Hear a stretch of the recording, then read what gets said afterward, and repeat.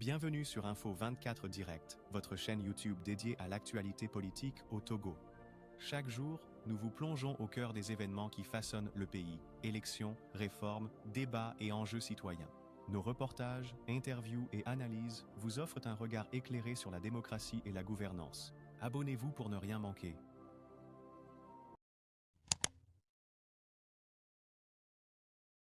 Mes chers abonnés, mes chers leaders, chers Togolaises et Togolais, jusqu'à la victoire. Aujourd'hui, j'ai choisi de rendre grâce à Dieu, le maître des temps et des destinées. Merci Seigneur pour ta bonté qui m'a soutenu dans l'épreuve. Merci pour ta main qui m'a gardé en vie là où la mort rôdait. Merci pour ta lumière qui n'a cessé jamais de briller dans l'obscurité de la prison. Si je suis debout aujourd'hui, ce n'est ni par ma force, ni par ma volonté, mais par ta grâce souveraine. Je prie, ô Dieu de justice et de compassion, de veiller sur tous les prisonniers politiques encore détenus. Vois leur chair, entends leurs cris étouffés et sur les larmes de leur famille. Que ta miséricorde touche les cœurs. Que la vérité triomphe et que la liberté leur soit rendue. Certains ne verront plus l'aurore terrestre, mais qu'ils reposent dans ta paix et que leur sacrifice ne soit pas vain. Le 31 décembre, j'ai été libérée au nom d'une prétendue clémence présidentielle après l'arrestation et la détention arbitraire, la torture et les actes inhumains. En prison, j'ai découvert l'injustice dans sa nudité cruelle. J'y ai vu les êtres humains brisés, oubliés, sacrifiés. J'y ai vu aussi des impostures, c'est-à-dire des voix qui prétendent parler au nom du peuple, mais en réalité, ne servent que leurs intérêts. J'y ai surtout vu un peuple terrorisé, un peuple réduit au silence par la peur savamment entretenue. Pourtant, j'ai vu des Togolais pleurer pour moi. J'ai senti la douleur collective, mais aussi l'espérance fragile qui refuse de mourir. Et c'est là que j'ai compris. C'est là que j'ai compris que ce régime a frappé fort en semant la peur, la terreur. Mais la peur elle-même est un aveu de faiblesse. La peur est le dernier rempart de ceux qui savent qu'ils ont perdu la légitimité. Je remercie la population togolaise pour sa mobilisation, pour sa prière, chaque pensée, chaque murmure de soutien. Vous m'avez porté quand mon corps était enfermé. Vous m'avez rappelé que ma souffrance n'était pas vaine. À mes enfants, je parle avec le cœur d'une mère meurtrie, mais lucide. Je sais que vous souffrez. Je sais que l'angoisse vous accompagne. Mais je dis à mes enfants avec le cœur d'une mère meurtrie, mais lucide que ce n'est peut-être pas la fin. Ce n'est peut-être pas la fin de cette souffrance. Ils reviendront peut-être me chercher pour m'éliminer ou pour m'enfermer à nouveau. Mais sachez-le, ce que je vis, ce que votre maman vit aujourd'hui est le prix à payer pour que demain vous vivez dans un Togo où votre voix compte. Je ne suis pas une martyre vivante et je ne me fais pas une martyre vivante.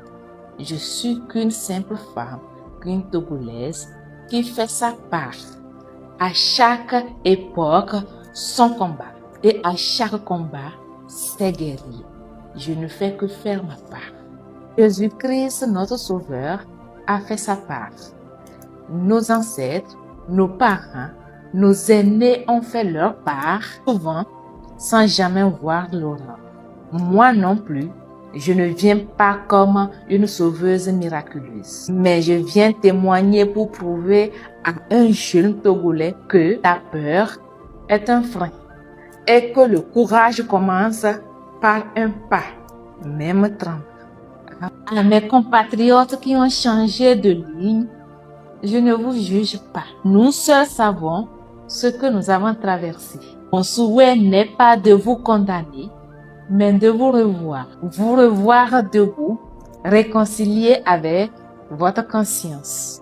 À ceux qui vocifèrent au nom du peuple par pure hypocrisie, je n'ai qu'un mot. À vos consciences. Ah oui, à vos consciences. L'histoire est patiente, mais elle est implacable. À la jeunesse togolaise, je vous supplie, lisez, formez-vous, cherchez à comprendre le monde, la géopolitique et surtout les mécanismes de domination et de libération. On ne s'engage durablement pas dans l'ignorance. Le savoir est une arme redoutable mais pacifique. Aux Togolais de la diaspora, unissez-vous. Unissez-vous non pas pour des intérêts personnels, mais pour l'intérêt commun, le Togo. À nos dirigeants, du président au plus petit responsable, écoutez la population. Le Togolais crie, hurle, supplie à travers son silence. Le silence n'est pas un consentement.